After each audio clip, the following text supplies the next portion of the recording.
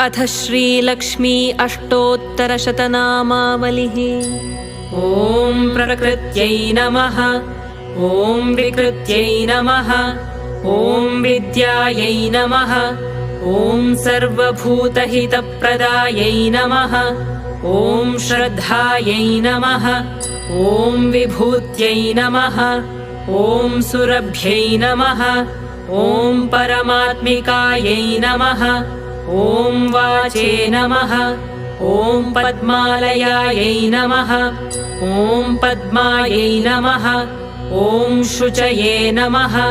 ॐ स्वाहायै नमः। ॐ स्वधायै नमः। ॐ सुधायै नमः।